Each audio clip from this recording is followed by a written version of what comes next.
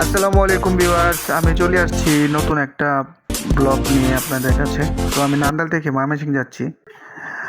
তো আস্তে আস্তে চলে আসছি ঈশ্বরগঞ্জ। ঈশ্বরগঞ্জবাসী যারা আছেন তারা অবশ্যই লাইক কমেন্ট করবেন, নান্দাইলবাসী যারা আছেন। তো ব্লগটা বেশি বড় করব না, অল্পতেই শেষ করে দিব।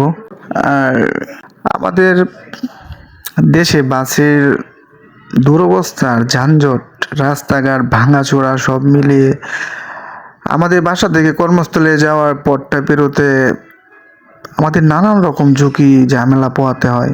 উন্নত দেশে বাস রাস্তা অনেক উন্নত, তাই না? নেই কোনো যানজট, সব মিলিয়ে বলা যায় খুবই ভালো সুযোগ সুবিধা। কিন্তু আমাদের এখানে তো তাই না, শুধু জ্যাম। চলে আসছি এখন সৌম্যগঞ্জ। কথা বলতে বলতে মনটা ভালো না, শুরুতেই ড্রাইভারের সাথে ঝগড়া, দাঁড়িয়েছিলাম সিট নাই, বলতেছে পিছনে যান। তো সৌম্যগঞ্জ চলে আসছি। যদিও মানে খুব খুব ঠান্ডা ছিল, তবে আমার পানি পিপাসা পাইছিল অনেক। তো বাস বা ট্রেনে ভ্রমণের সময় অবশ্যই কিন্তু আপনারা জল পানির বোতল রাখা উচিত। ভ্রমণ আপনাকে ডিহাইড্রেট করতে পারে, কিন্তু নিজেকে হাইড্রেট রাখতে জল খাওয়া উচিত। কি বলেন? আর বাসে বা ট্রেনে যাতায়াত করলে দুষ্ট খিদেগুলো জেগে ওঠে, তাই পেটে একটু অল্প স্বল্প খিদা মেটাতে স্ন্যাক্স বা ক্যান্ডি সঙ্গে নিতে পারেন, ঠিক আছে? তো শুরুতেই তো এখন কিন্তু চলে আসছি, দেখছেন আমাদের ময়মনসিংহ শহরটা কত সুন্দর। সব সব ডিস্ট্রিক্টের চাইতে আমাদের ময়মনসিংহটা অনেক সুন্দর। কি বলেন আপনারা ময়মনসিংহ ভাইয়েরা? তো মামার সাথে তো প্রথম ঝগড়া, মামা তো মনটাই খারাপ করে দিছে। মামার তো আমি ধরবো। যাক, চলতে চলতে চলে আসলাম ময়মনসিংহ শহরে। তো কেমন লাগতেছে অবশ্যই জানাবেন। এখানে আমাদের দেশে তো জানেনই যে বাসের সামনে মহিলা সিট আছে। তো বাসে যেহেতু সিট নাই, আমি মহিলা সিটে বসছিলাম। মামা আমাকে ধমক দিয়ে বলল যে আপনি পিছনে যান, এখানে বসেন না, এটা শুধু মহিলাদের জন্য।